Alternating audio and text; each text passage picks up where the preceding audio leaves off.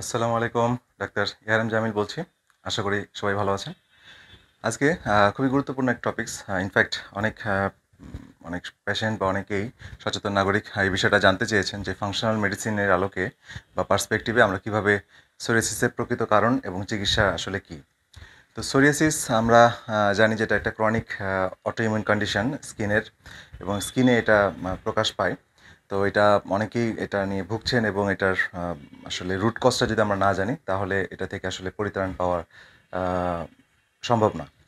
তো এখন সোরিয়াসিস সম্পর্কে আজকের আলোচনাটা হবে, এবং ইনফ্যাক্ট আমি চেষ্টা করব যে সোরিয়াসিসের সবগুলো চিকিৎসা পদ্ধতি সম্পর্কে কিছু ব্রিফ করা, এবং আমরা ফাংশনাল মেডিসিনে কিভাবে কোন প্যাটার্নে এবং কোন দৃষ্টিভঙ্গি থেকে মানে চিকিৎসা করি সেই বিষয়টাও ইনশাআল্লাহ তুলে ধরব। তো প্রথমেই জানি যে সোরিয়াসিস কথাটা কোথা থেকে এসেছে। সোরিয়াসিস গ্রিক ওয়ার্ড, সোরা মানে ইচি বা চুলকানি বা চুলকানো, ইয়াসিস মানে অ্যাকশন আর কন্ডিশন, অর্থাৎ এমন একটি কন্ডিশন যেখানে শরীর চুলকায়।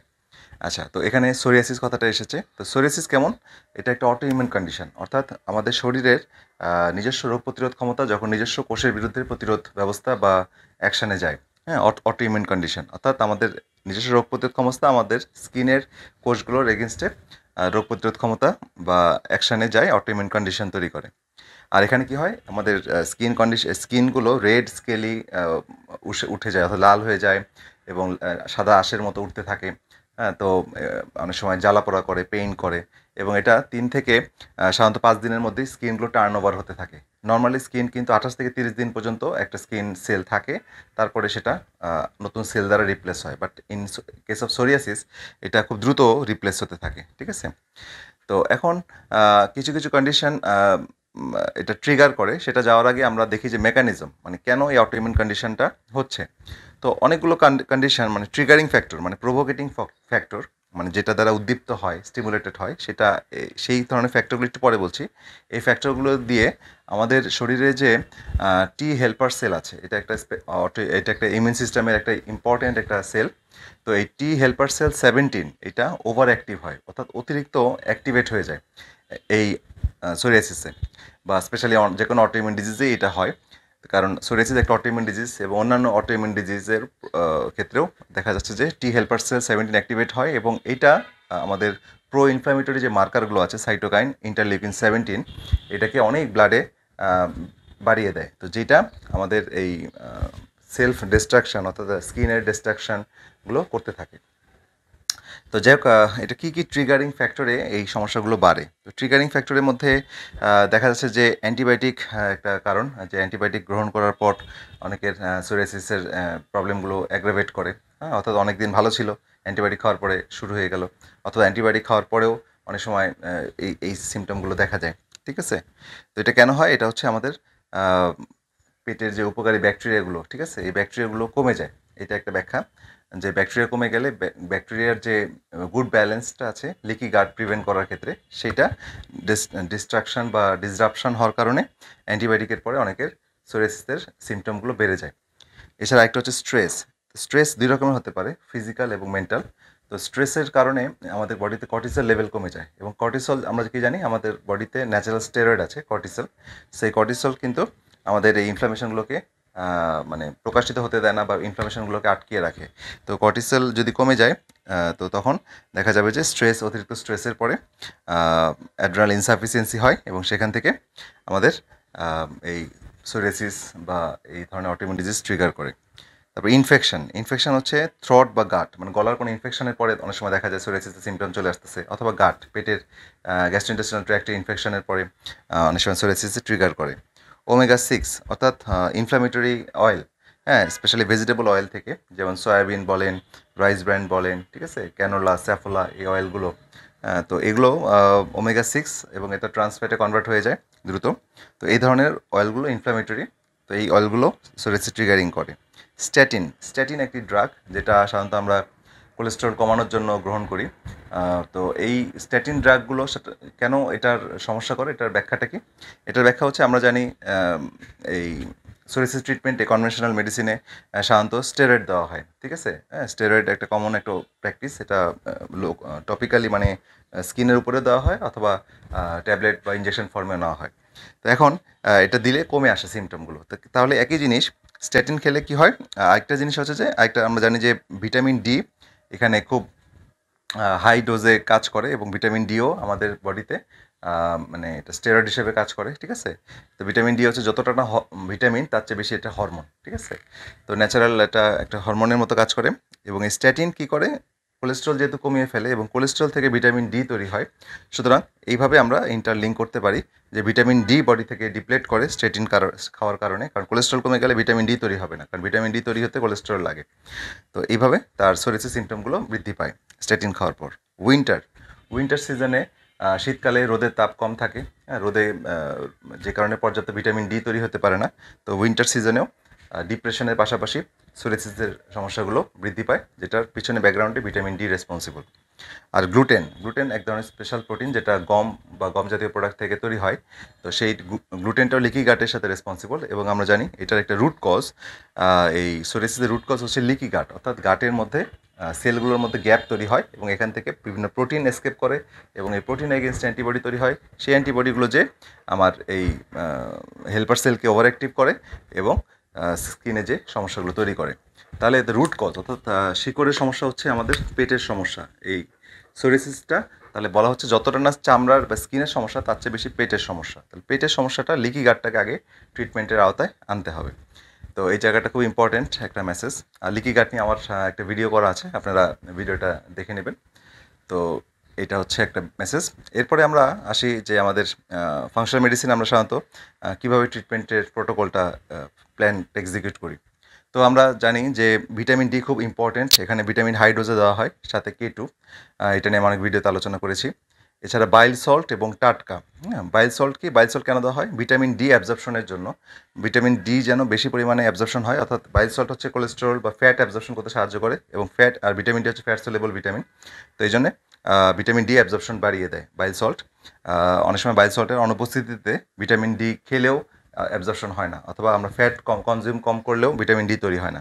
সো ভিটামিন ডি এখানে মেইন রোল প্লে করে, ঠিক আছে। সো ভিটামিন ডিকে বাড়িয়ে আনার জন্য এটা সাপোর্টিভ হিসেবে বাইল সল্ট এবং টাটকা হচ্ছে একটা টরোডিঅক্সিকোলিক অ্যাসিড, এটাও একটা special type of bile salt. এটা দুটো কম্বিনেশনে খুব ভালো কাজ করে। এছাড়া কড লিভার অয়েল খুবই ইম্পর্টেন্ট, কারণ কড লিভার অয়েলে vitamin A, D, DHA, EPA এই ধরনের ম্যাটেরিয়ালস বা উপাদানগুলো থাকে, যেটা আমাদের এই অটোইমিউন ডিজিজে সোরিয়াসিসে খুব হেল্প করে। ওমেগা-3 এটা আমরা ফিশ অয়েল বা ফ্ল্যাক্সিড অয়েল, হ্যাঁ, এই ধরনের অয়েল থেকে পেতে পারি।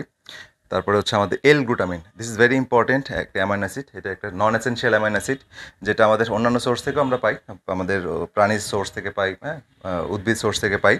তবে যখন আমাদের এই সোরিয়াসিস বা যেটা অটোইমিউন কন্ডিশন হয়, যেখানে লিকি গাট রেসপন্সিবল, সেখানে আমাদের গ্লুটামিন প্রথমের দিকে অনেক হাই ডোজে, হ্যাঁ, 10 গ্রাম বা আরও বেশি পার ডে দিতে হয়, ঠিক আছে।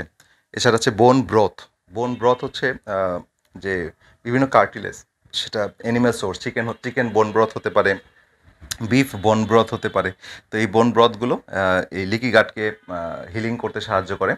তো এইটা খুব ইম্পর্টেন্ট একটা সাপ্লিমেন্ট বা খাবার, সেটা আমরা গরুর নেহারি খেতে পারি বা অনেক সময় মুরগির কার্টিলেজ, হাড়হাড্ডি, এগুলো জুস করে এই কার্টিলেজগুলো আমরা এখানে খেতে পারি, অথবা এটা আলাদাভাবে সাপ্লিমেন্ট হিসেবে পাউডার হিসেবে পাওয়া যায়। এটা আপনারা ইন্টারনেটে সার্চ করলে পেয়ে যাবেন।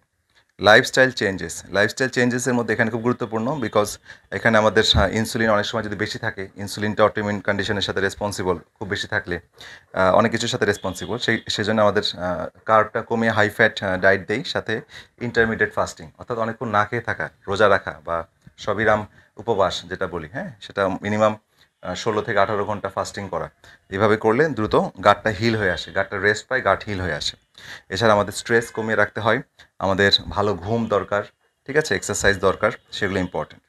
আচ্ছা, এরপরে আমাদের দেখি যে আমাদের কনভেনশনাল ট্রিটমেন্ট আসলে কীভাবে ট্রিটমেন্ট করা হচ্ছে। কনভেনশনাল বলতে আমি অ্যালোপ্যাথিক ট্রিটমেন্ট বলছি।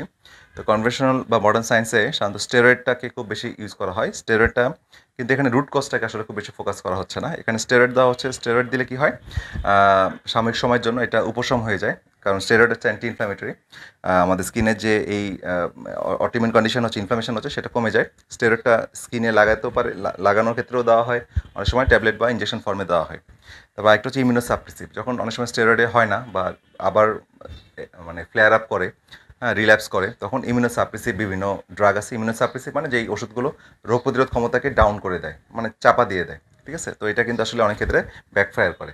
তো এটা এটা কিছুদিন ভালো রাখলেও একটা লং টার্মে অনেকগুলো কারণে এই ট্রিগারিং ফ্যাক্টরগুলোতে আবার ফ্লেয়ার আপ করে, আবার ইমিউনোসাপ্রেসিভ দেওয়া, জাস্ট এই একটা ভিসিআর সাইকেলের মতো চলতে থাকে। আর টপিক্যাল রেটিনয়েড, এটা একটা ভিটামিন এ ডেরিভেটিভ। এটা স্কিনে দিলে এটা সেলগুলো গ্রোথ প্যাটার্ন স্টেবল করে, মানে যে মানে দ্রুত যে ডিস্ট্রাকশন হচ্ছে এটাকে প্রিভেন্ট করে।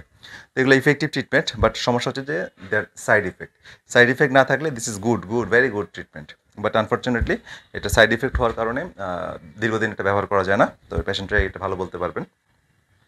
তো আর কি ট্রিটমেন্ট আছে? তো ট্রিটমেন্টের এই যে আমাদের খাবার দাবার, লাইফস্টাইল এবং ভিটামিনগুলো আমরা বললাম, সাথে অল্টারনেটিভ কিছু ট্রিটমেন্ট আছে এবং সারা ওয়ার্ল্ড ওয়াইড এটা জনপ্রিয়। তো অল্টারনেটিভ ট্রিটমেন্টের মধ্যে এক একটা ট্রিটমেন্টের প্রিন্সিপাল বা ফিলোসফি আলাদা, ঠিক আছে? কিন্তু সবারই একটা জায়গায় পয়েন্টে কাজ করে, সেটা হচ্ছে আমাদের নিজস্ব যে রোগ প্রতিরোধ ক্ষমতা, হ্যাঁ, বা ভাইটাল ফোর্স বলে, সেই জায়গাটাকে সে উদ্দীপ্ত করে, বা বাংলায় যেটাকে বলা হয় জীবনী শক্তি। যেমন এখানে অল্টারনেটিভ ট্রিটমেন্টের মধ্যে হোমিওপ্যাথি খুব একটা ভালো একটা ট্রিটমেন্ট, প্রায় 200 বছর ধরে সারা ওয়ার্ল্ড ওয়াইড চলছে। যদিও মডার্ন সায়েন্স এটাকে ইগনোর করার চেষ্টা করে, but it is people medicine. আপনার স্ট্যাটিস্টিক্স দেখলে মানুষ এটা উপকার পাচ্ছে। হ্যাঁ, যদিও এটা নিয়ে ফান্ডিং বা অন্যান্য অনেক কোনো কারণে এটা নিয়ে পরে কোনো ভিডিওতে আলোচনা করব, বিকজ আমি একজন কনভেনশনাল ডাক্তার হিসেবে আমি এই বিষয়গুলোতেও আমার ডিপ স্টাডি আছে। তো এই কারণে আমি এই বিষয়টা জানি, এবং হোমিওপ্যাথি অনেক কেসে এই সোরিয়াসিসের ক্ষেত্রে অনেক উপকার করে, হেল্প করে। তো ইভেন অনেক ক্ষেত্রে দীর্ঘ সময় রিমিশনে চলে যায়, মানে দীর্ঘদিন ভালো রাখে উইদাউট সাইড ইফেক্ট। এই অল্টারনেটিভ ফর্ম অফ ট্রিটমেন্টের মধ্যে সুবিধা হচ্ছে যে এগুলো মানে আমার শরীরকে দিয়েই কাজ করে, আমার জীবনের শক্তিকে ট্রিগার করে, পার্টিকুলার ট্রিগার করে, এবং এটা নন ইনভেসিভ, অর্থাৎ শরীরে কোনো মেডিসিন ক্রুড ফর্মে ফিজিওলজিক্যাল ডোজে প্রবেশ করে না, এটা হচ্ছে এনার্জি ফর্মে ওষুধটাকে প্রবেশ করানো হয়। তো প্রত্যেকটা আলাদা প্রিন্সিপাল আছে। তারপরে হচ্ছে আকুপাংচার, এটার একটা বডির যে মেরিডিয়ান বা শক্তির প্রবাহ আছে, সেখানে কোথাও বাধাগ্রস্ত হলে সেই সব পয়েন্টগুলোকে ট্রিগার করে বা স্টিমুলেট করে সেগুলোকে আবার সঠিক রাস্তায় নিয়ে আসে। তো এটা একটা চাইনিজ থেরাপি, এটা প্রায় 5000 ইয়ার্সের পুরানো, এবং ইন্ডিয়াতেও এটা অনেক ভালো প্র্যাকটিস হয়। হোমিওপ্যাথি ইন্ডিয়াতে অনেক প্র্যাকটিস হয়, এবং সারা ওয়ার্ল্ড ওয়াইডেও অনেক প্র্যাকটিস হয়। ন্যাচারোপ্যাথি, এটা এটা হচ্ছে আমাদের বিভিন্ন হার্বস, আমাদের প্রকৃতির মধ্যে আমাদের সমাধান আছে। অনেক হার্বস প্রাচীনকাল থেকেই আমাদের ব্যবহৃত হয়ে আসছে। সেই হার্বসগুলোর সঠিক এবং জুডিশিয়াল ব্যবহার ন্যাচারোপ্যাথি এনশিওর করে। এছাড়া ইয়োগা আমরা জানি যে যোগব্যায়াম, কিন্তু যোগব্যায়ামটার মধ্যে আধ্যাত্মিকতা এবং ব্যায়াম, এই দুটার একটা সংমিশ্রণ আছে ইয়োগাতে। তো এই জন্য মন এবং শরীরের একটা সংমিশ্রণ করা হয় ব্যায়ামে, ইয়োগাতে। এটা খুবই হেল্প করে, কারণ বডির যত কুল করবে তত বডির সেরোটোনিন জাতীয় হরমোনগুলো রিলিজ হবে, তারপরে আমাদের এক্সাইটেড হরমোনগুলো কমে আসবে, হ্যাঁ, প্রপারলি কর্টিসল রিলিজ হবে, এবং এই যে নিউরোট্রান্সমিটারের যে ব্যালেন্সগুলো, এটা খুবই হেল্প করে ইয়োগাতে।